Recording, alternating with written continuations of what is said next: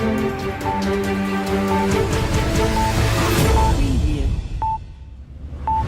hello, COS supporters, and welcome back to another edition of COS Live. My name is Andrew Woodruff. I will be your host for this episode. And of course, I have the amazing Rita Peters, who is our Senior Vice President of Legislative Affairs, but she's also my co-host. Rita, how are you today? I'm feeling energized, motivated, and just a tad bit overwhelmed with everything going on at COS these days, Andrew. Yeah, good problems to have, though. I mean, I can certainly feel that momentum, and just there's a lot of things moving right now, but all good things. So let us know where you're tuning in from. We'd love to hear from you. Drop a comment below. While you're at it, please send out a like, a share, or retweet. We need to get the message out about Convention of States. This is the secret weapon that our founding fathers gave to us to use in case the federal government ever got out of control. It's high time that we use it. Today, we have a pretty awesome show lined up, Rita. You can feel, like you were just saying a moment ago, you can feel the momentum rising. There's so much movement that's going on. The week before last, for example, Nebraska became the 17th state to pass our COS resolution, making us, getting us halfway to convention. That's so exciting. We're going to be talking with Senator Halloran, who is the state senator in Nebraska, our primary sponsor. We're going to get an update from him in a little bit. We also have our Article 5 trivia giveaway with COS Vice President Mike Ruthenberg. But Rita, I was wondering if you could give us a little update, kind of fill the viewers in on what is going to be happening in the future and where we are right now with the COS resolution. Well, we've already had 2 states, Andrew, join the Convention of States movement this year so far. And it's only, the beginning of February. So this is the earliest in a calendar year that we've ever had this many wins. So Nebraska and Wisconsin got us to 17 states so far. That means we are halfway to that constitutional threshold of 2/3 of the states calling for an Article 5 convention for proposing amendments that impose term limits, fiscal restraints, and limits on federal overreach. And there are several more states in a race now to become number 18. Last week, a subcommittee of the Iowa Senate State Government Committee advanced our resolution onto the full committee for consideration, with 2 senators voting in favor and the other not voting. So that full committee hearing and vote are coming up next. Today, just early this morning, we learned that the Pennsylvania Senate State Government Committee has reported our resolution out favorably with a 7-4 vote. That means we're expecting a vote by the full Senate. We hope that will come very soon. Also yesterday, the West Virginia House Judiciary Committee held a public hearing on our resolution, and our grassroots were there in force to testify and explain to these committee members why they want the state to act to rein in the federal government. Also yesterday, there was a motion on the South Dakota Senate floor to pull HJR 5001, that's our resolution, from the 41st day and report it out of committee. So this was a rare procedural move. It's known as a smokeout, and it was successful. This means that the South Dakota Senate will get to vote on whether to consider the COS resolution for a final vote, and we expect that to happen this week, so stay tuned for news of that. Later this week, we are also expecting action from Iowa and Kansas, and we hope to bring you those 2 hearings live this Thursday. So that wraps up my report, and let's go now to Mike for today's Article 5 trivia giveaway.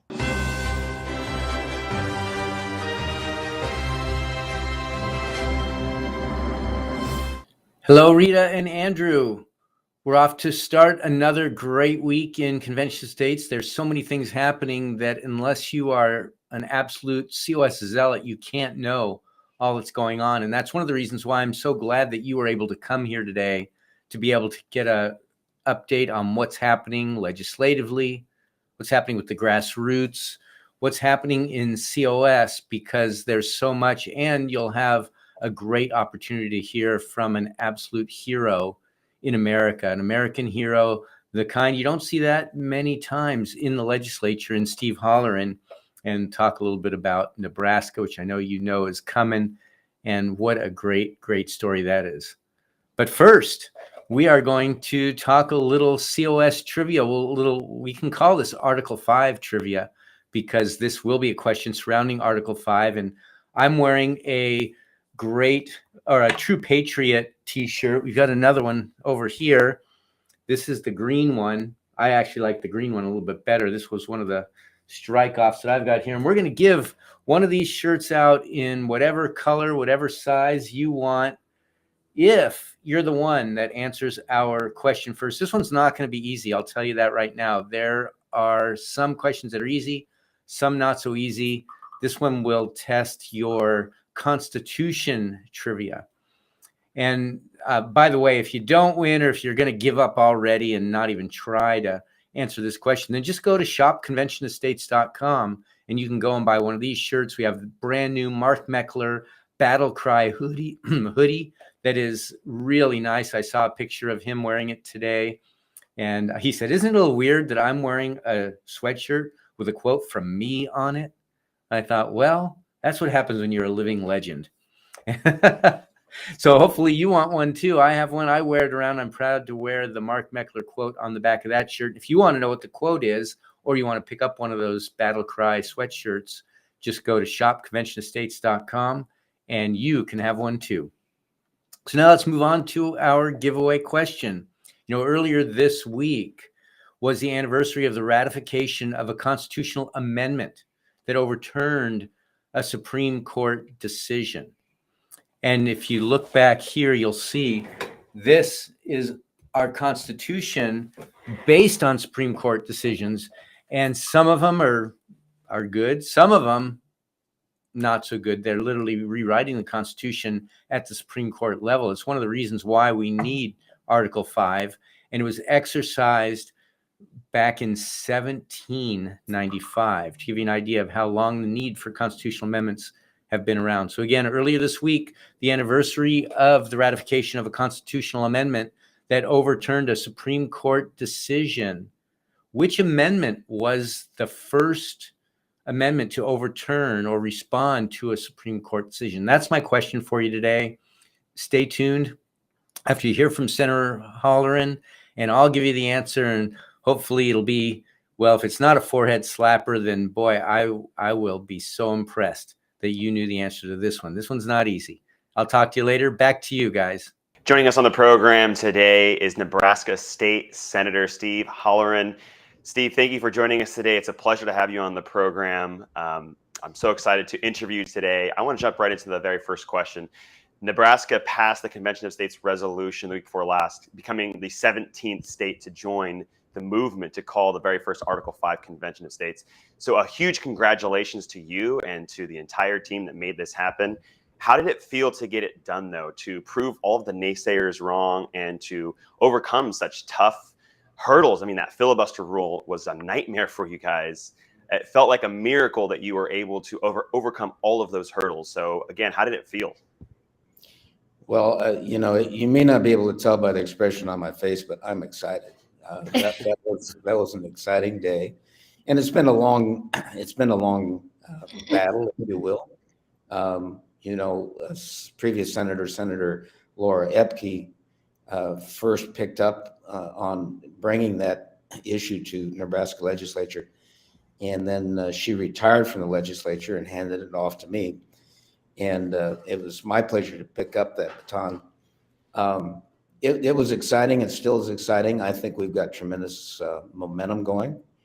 I believe states are starting to recognize that they're losing their state sovereignty. To me, that was the big issue with this. One of the primary issues was that states have lost what they should have for powers as defined by the 10th Amendment and Article 8. Which enumerates the powers of the federal government. So it was an exciting day, and I think I got to thank the legislature for voting this through. It was a super majority that voted for it. So we're excited, and we're excited to see other states pick up on this and come our way. Well, Senator, you touched on this a little bit, but tell us more about why you support the Convention of States resolution and why you decided to step up and be our primary sponsor in Nebraska. Well, I'd have to say it's kind of a selfish reason, right? I've got kids and grandkids, and it's bothered me for some time that we're passing on this national debt to our kids and grandkids. I think that's a moral issue. I think it's immoral that we're doing that. And there was nothing that I saw that from Congress that indicated they were going to constrain themselves or restrain themselves from spending our kids' future. So that was my selfish reason for doing it. On a broader note, I think the well-being of the Constitution was what we were defending, right? The opposition kept suggesting that this was a risky thing to do. And I argued on the floor that it was in defense of the Constitution is why we were doing it. Article 5 is very clear, simple language. The framers were good at that. And only a fool could not understand what Article 5 says, but we spent hours on the floor trying to clarify that. And we finally came to a successful vote. Yeah, and in a time when there's so much division in the country, we found that Americans really rally around the idea of calling an Article 5 convention, particularly when it comes to limiting the size, scope, and jurisdiction of the federal government. And we found that about 2/3 of voters, and this is across party lines, mind you, support our resolution to call an Article 5 convention. And Nebraska is included in that. So why do you think that is? Why do you think there's such broad support for our resolution? Well, I think you see it in the news headlines every day, where we're seeing evidence of the federal government trying to take more and more authority, not just from the states, but from you and me as individuals. And I think that's why the polling would suggest that people are recognizing that and wanting to retain their freedoms and their liberties. Those are gradually being taken away from us, and Congress and the current administration, I think, is helping this effort, the Convention of States effort. They are doing things now that the public is pushing back on, and that's a good thing. So, it's a the times today are times which people would say, well, we've never lived through this in the past. We probably have, but I think it's just more evident to the public what's happening. States are losing their rights, and individuals are too. Well, Senator, as you well know, with Nebraska coming on board, we are now at 17 states and we are halfway to convention. So I wonder, how do you think that this convention to finally propose common sense amendments, how do you expect the convention to benefit Nebraska and the nation?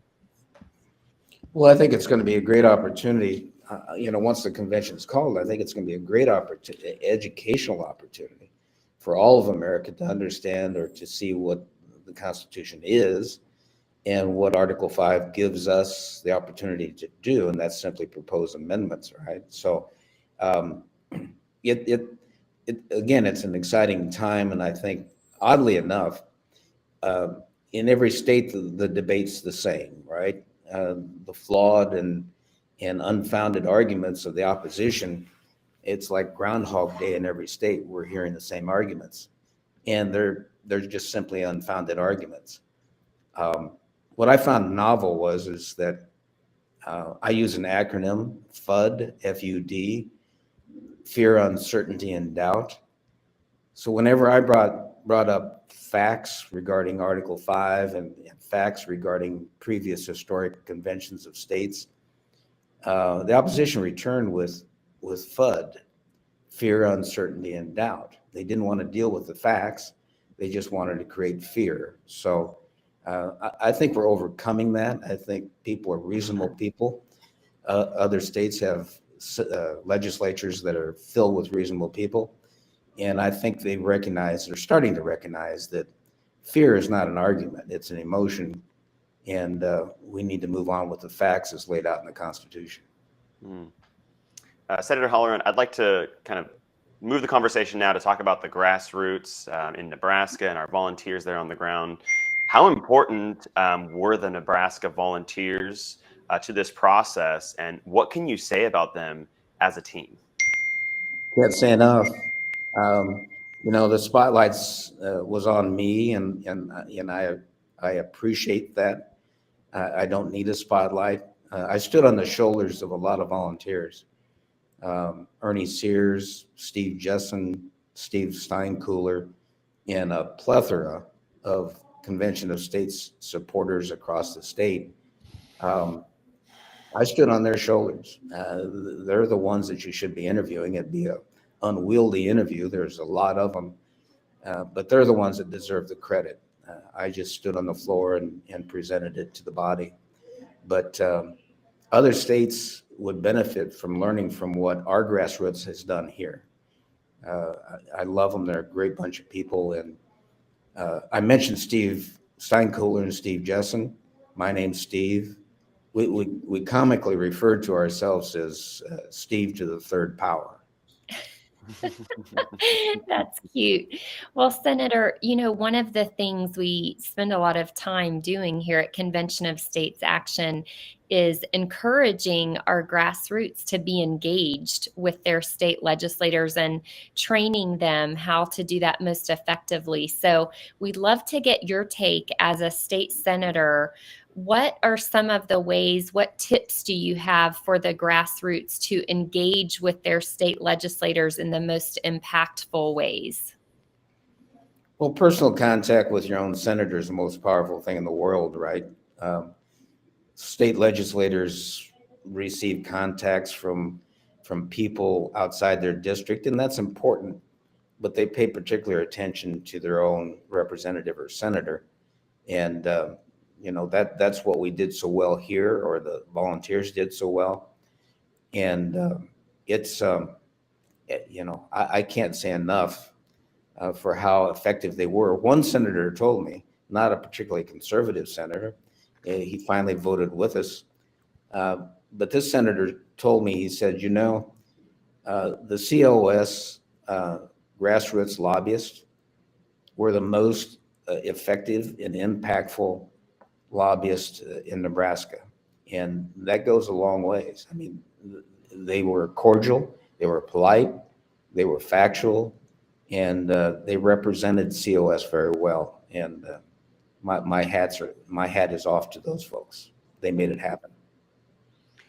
Senator, there are many viewers who are tuning in right now who are not from Nebraska. We have volunteers and supporters from all across the United States.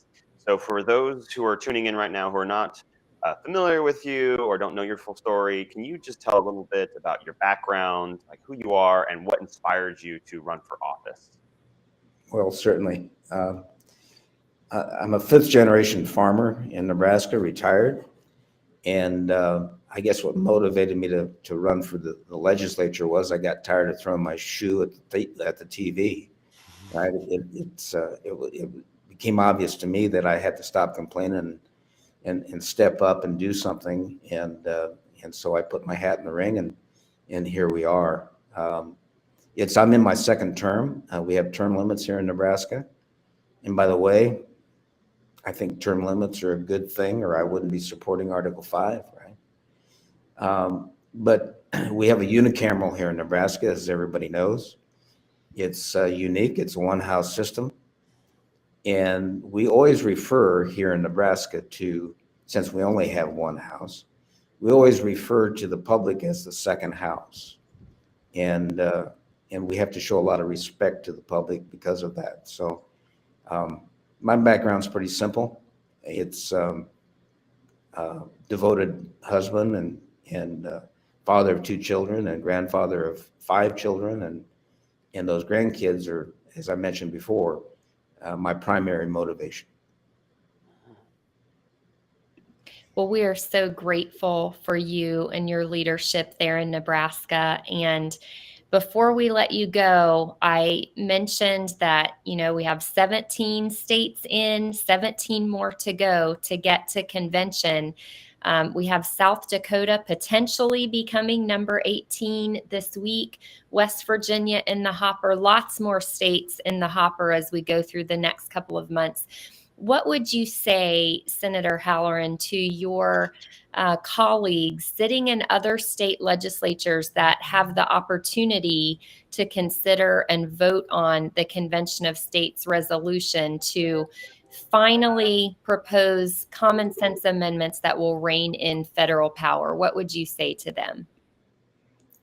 Well, I would say my motto is, and I hope others have the same motto, and that is simply never give up, right? You mentioned that Nebraska was 17. I have to throw out a big thank you to Wisconsin for being 16 just the week prior. By them being number 16 gave us the opportunity to be 17, the halfway mark. So my kudos and thank you to Wisconsin for doing that. And for all the other states, state sovereignty is an issue. We have to pull back some of this authority from an overreaching government. And proposing amendments is a pretty safe thing to do. As we all know, ratification has to take place with 3/4 of the states. So get on board and let's make this happen. I love that push to get more people involved. Get on board and let's make this happen. Well, Senator Halloran, thank you for joining us today. It's been a pleasure speaking with you. We love having our champions for Convention of States join us. Thank you. Well, thanks for having me. And the champions are the grassroots. So there you go. Amen. We are pleased to also welcome Ernie Sears, who is the state director for Nebraska. Ernie, thank you for joining us. It's great to have you. I just want to jump right into my very first question. You've been with the Nebraska team for many years. Can you believe that it's finally done? Nebraska has passed the COS resolution, becoming the 17th state. And it must have been so difficult, or at least felt impossible, with that filibuster rule in place. So how does it feel to finally get it done? And did you get that satisfaction that you wanted when you proved all of the naysayers wrong? Well, it was a great achievement. It was an amazing accomplishment. We had a great team. We finally got a speaker who really helped us a lot. And we had some people at the legislature, some team members who spent a lot of time with all the senators. It's a matter of educating, and it's also a matter of getting enough constituents to contact their legislators. The Telepatriot call effort really paid off, and we were able to get to the point where we were confident that we could call the cloture, and it was really quite amazing. Well, it was amazing indeed. You mentioned the Telepatriot app, and of course, that's an app that we have at Convention of States Action that enables our grassroots volunteers to quickly and efficiently make phone calls and connect with other patriots in their state. So tell us more about the importance of the grassroots team to this effort. It's always the legislators out in front, and we know we owe a great deal of gratitude to our amazing champions in the Nebraska Senate. But how important are the grassroots to getting this done? And tell us more about how you work together as a team in Nebraska. Well, the grassroots are everything. The senators will listen to their constituents, whereas they will not necessarily listen to people trying to reason with them. I go by the old saying my father used to say, "A man convinced against his will is of the same opinion still." And so if you can't reason with him, what is his will? Well, his will is to stay in office. And so you have to get enough people from his constituency to let him know that if he doesn't change his ways, he can't keep his job. And so that's the bottom line. I spent a lot of time over the years helping others try to convince senators that this was a good thing. But I finally got to the point where I realized that that's really quite a waste of time. What we need to do is spend our time growing the grassroots, and then it all just comes together. And that's what happened. Mm-hmm. So, Ernie, we need 34 states to trigger a convention. We have 17 down, 17 to go. What advice would you give to people who are in states that have not yet passed to get involved in this fight for liberty? Well, I think what I would say is keep your eye on the long-term goal. We seek to reestablish self-governance in America. So we're going to run into bumps and throws and arrows on our way, but God knows what the result will be. So don't get discouraged and get involved. Just remember, this is a long-term goal, and don't be discouraged. Great advice. Well, Mr. Sears, you, as we said, are a volunteer state director, and you have donated your time, your talent, your energy to getting this done in Nebraska. What would you say to other people around the country about getting involved? And just tell us your story. Why did you get involved? Well, I grew up in Nebraska, and I was always interested in radio. I was a ham radio as a young teenager. I had ham radio, and and so that led me into electronics, and I got a degree in electrical engineering. And I had a 40-year career with public power in Nebraska, and I always voted, and I thought that was enough. But I finally decided that I had to do more. I think I was neglecting my duty, and I didn't know I was neglecting my duty. And I found that the Convention of States was the way to go. So that's what I did, and I've been involved in it for a long time. So that's how I got involved.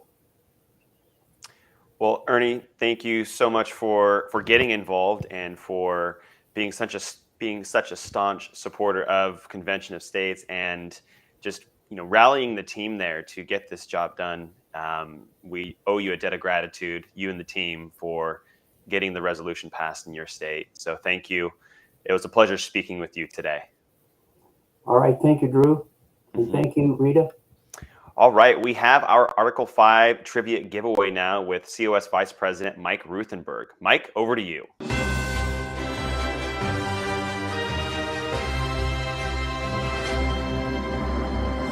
Well, thanks for coming back. You guys haven't forgotten me yet, and I'm really honored to be among you guys, and what a great opportunity to share the fact that we're halfway to our strategy goal of bringing a convention to propose amendments to the Constitution to limit the power. And if you remember back to the very beginning, when I told you, that I'm giving away a True American t-shirt, that's what I'm wearing. It also comes in this cool green color. And you'll see it says right on the label, Made in USA. And that's kind of cool because a lot of people like garments that are made in USA. And you're going to get one if you're the one that answered this question first and properly. If you didn't get one, just go to shopconventionofstates.com and you can get one. Or, of course, you can get our brand new Mark Meckler Battle Cry hoodie sweatshirt, either a zip up or a pullover. Either way, you're going to love what we have going on at the store right now. But in either case, the question earlier this week, the anniversary of the ratification of a constitutional amendment that overturned a Supreme Court decision, which amendment was the first to overturn or respond to a Supreme Court decision? And it was using Article 5, of course, because that's the only way we can legally amend our Constitution. I guess one way that we can amend the Constitution, which is why we had this amendment, if that makes sense, is because we have a big old book back there of Supreme Court decisions that sometimes amend the Constitution. This is proof that using Article 5, we can amend the Constitution in order to respond to Supreme Court decisions that are contained in that book. The answer, the 11th Amendment, was proposed and ratified to correct a Supreme Court decision on February 7th, 1795. The amendment proposed and ratified under Article 5, and it makes states immune from suits from out-of-state citizens and foreigners not living within the state borders. The Supreme Court has done a great deal of damage to the constitutional structures since they first started straying in the 1790s. That book, if I didn't have enclosed in it the supplement, it would weigh 27 pounds. Now I don't even know what it weighs with that supplement. It might even be another pound. That sucker's heavy. There's a lot of pages in there, 3,000 pages in there. And basically nearly all the overreach we experience today has been authorized by the Supreme Court because they've made themselves the final arbiter of law in America. And you might hear, if you ever hear the argument, well, why would we want to amend the Constitution? Because people aren't really sticking with our Constitution. They're not obeying the law. They're not obeying the Constitution right now. In most cases, just a huge majority of cases, that's just not the truth. The truth is that our Constitution has been changed so much that that's what they are abiding by, not our little pocket Constitution that is really what we want. So anyway, that is our trivia question for today. Thanks so much for listening. And back to you, Rita. Thanks, Mike. We do this show every week to reach, teach, and activate Americans with the constitutional empowerment gifted to we the people. The framers knew this day might come, and that's why they wisely included Convention of States in Article 5 of the Constitution. The time to save America is now. If you're ready to do whatever is necessary to save the Republic, join your local COS team. Go to conventionofstates.com and click the Take Action tab to get started. Make sure that you're also following us on Rumble, MeWe, Facebook, Twitter, Parler, Instagram, Getter, and TikTok. Make sure that you are liking the COS content and sharing COS content. Again, we need to get this message out about Convention of States and the gift that the Founding Fathers gave us.